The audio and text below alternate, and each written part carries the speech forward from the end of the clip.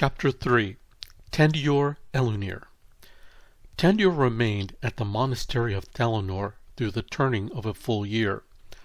4 seasons of silence, recovery, and quiet transformation. In the mornings, he walked the moss-lined paths beneath the canopies of crystal-leaved trees, letting the forest speak where words were not needed. In the afternoons, he sat beneath the veil tree, breathing in the memory of the wind, and in the long twilight hours he meditated beside the Moonpool, listening for the echo of the presence that had pulled him from the brink of death. His body healed in the first few moons, but his spirit took longer. The keepers never pushed him. They simply watched with calm reverence as Tandior reshaped himself, not into what he had been, but into something more quiet, more watchful, more complete. Then, on the first moonrise of the autumn equinox, Tandior returned once more to the Moonpool. He stood alone, dressed in new robes of deep green and shadowed silver, the colors of renewal and twilight. In his hands he carried no staff, no blade, no token, only a single moon blossom, its petals faintly glowing. He knelt, placed the flower upon the surface of the Moonpool, and whispered, "I remember who I was. I honor who I became. Now I choose who I shall be." The waters stilled.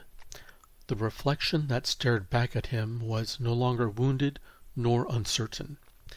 It was the reflection of a man who had been touched by something divine, and who now moved with purpose, not to escape pain, but to carry it as wisdom. He stood, lifted his hand to the crescent moon above, and spoke clearly. "I am Tandior Elunir." The wind stirred. Some say the moonlight bent towards him. Others say the pool hummed with ancient recognition. The keepers only bowed. A new name, a new path.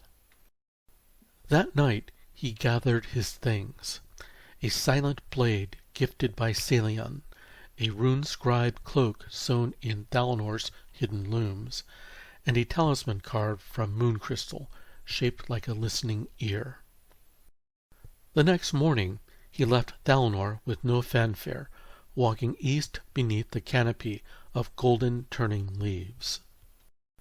His destination, the forest throne, seat of the Elven King, where ancient arts were taught not only with spellbook and ritual, but through shadow-walking, silence-breaking, and the deep knowing of the land. He would train again, not as a novice, but as one who had crossed the edge of death and come back not merely alive, but chosen. There, under the guidance of the King's hidden circle, Tandior Elunir would learn to move like wind through branches, to strike like moonlight through the fog, and to cast spells not from fear or pride, but from the deep, still center of himself.